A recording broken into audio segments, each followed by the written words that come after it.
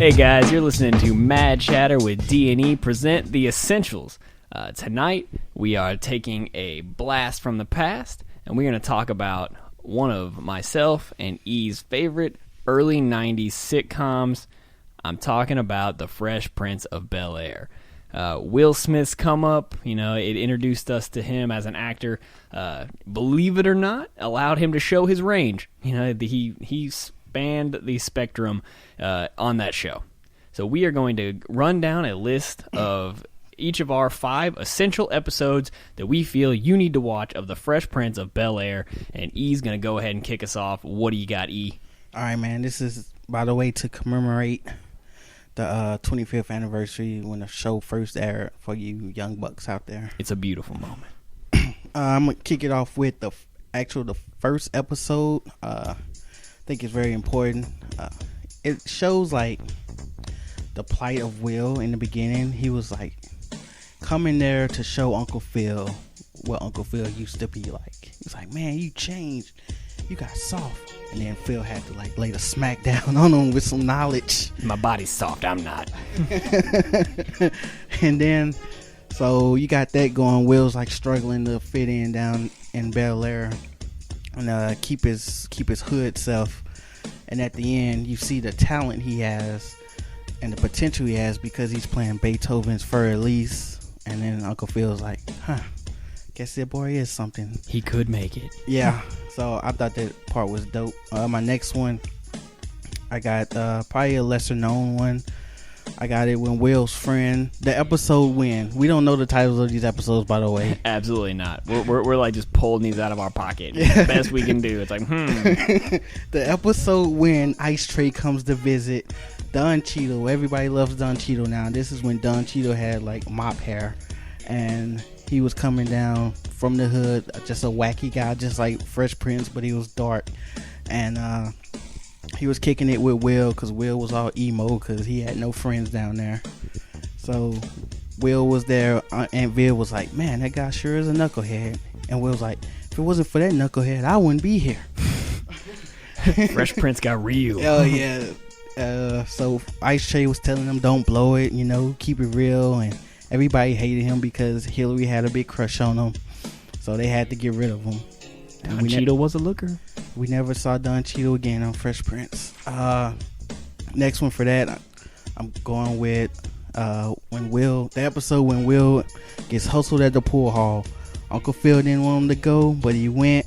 He's having a good time hustling the little white guy. Back in the day on black shows, you never trust a white guy, man. Absolutely not. That shit was crazy. The little white guy, then he goes to the bigger black man. The black man hustles him. So he owes all that money. And my favorite character from that episode was Fred. Now, if you haven't seen this episode, or if you have, you know who Fred is. Fred was a crackhead. But they didn't say it on the episode. They just made him a wino. They had to be family friendly. Oh, yeah. So Fred was in the house laying on the couch and Uncle Phil pours a drink and then Fred just pops up. Cocktails. I was like, what the fuck is that? Uncle Phil did not shoot him, so it was surprising.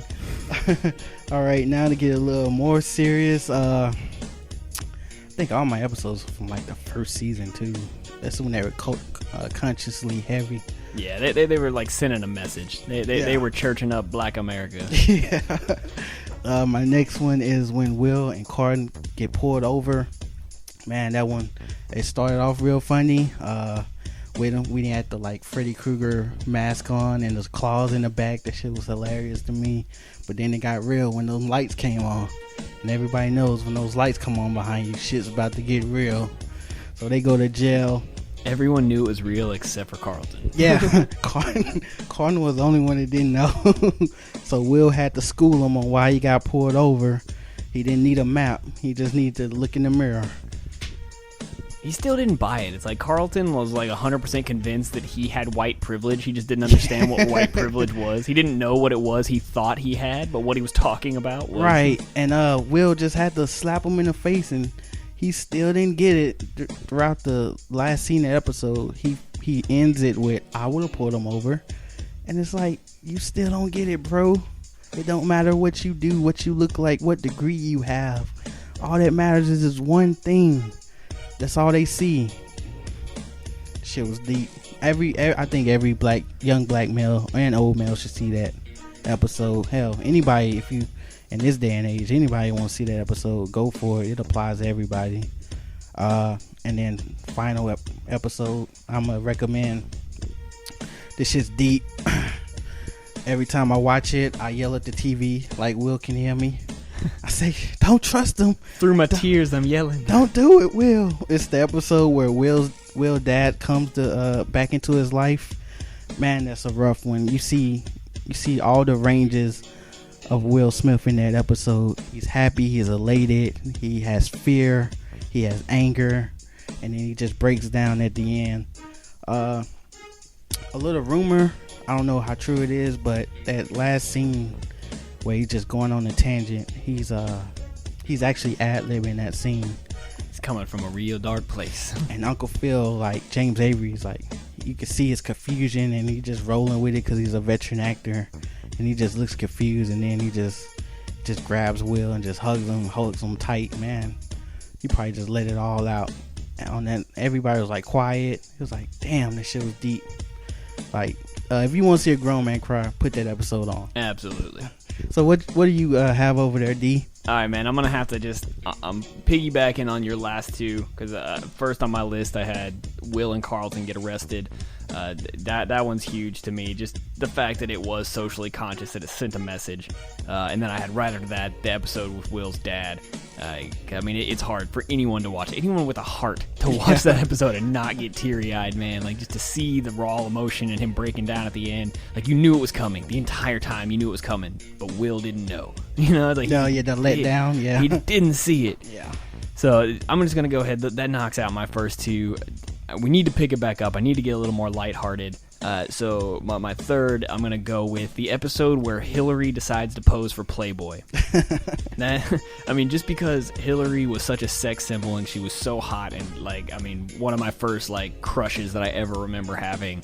And they go to the Playboy Mansion, and it's, you know, for a teenage kid, you know, even, you know, 11, 12, 13, watching that episode was amazing. Everything about it was great, and it even has the classy ending where they get the Playboy and they open it up. And they cover up. Yeah, it's all tasteful and stuff, so, you know. Just like Playboy now. Yeah. They classed it up as much as they could, so it had the feel-good ending, so it didn't just look like a bunch of chauvinist pigs made it.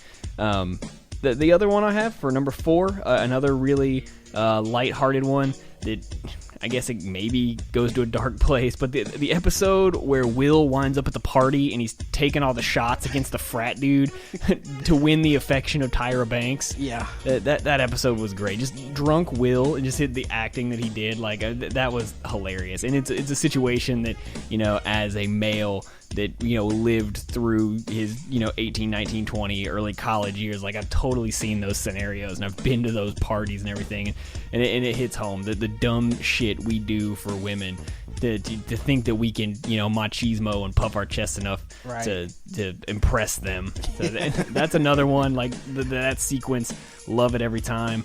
And my 5th, just to round it out, this is not a specific episode, but it is a recurring theme through many episodes, and I'm just going to say, anytime Carlton dances is just an essential. Like, you had that is a staple of the program. It is the absolute best. The dance that he did is called the Charleston, but he did it so much in that show that, like, now everyone just calls it the Carlton. Oh yeah, he made it his own. It no longer has its origins. It now belongs to the Fresh Prince of Bel-Air. So that's great. It was so campy. It was so fun. It really rounded out the character and, like, the fun-loving, like, goofball that he was. Because he was a big goofy guy, but he was like the antithesis of Will's big goofy guy.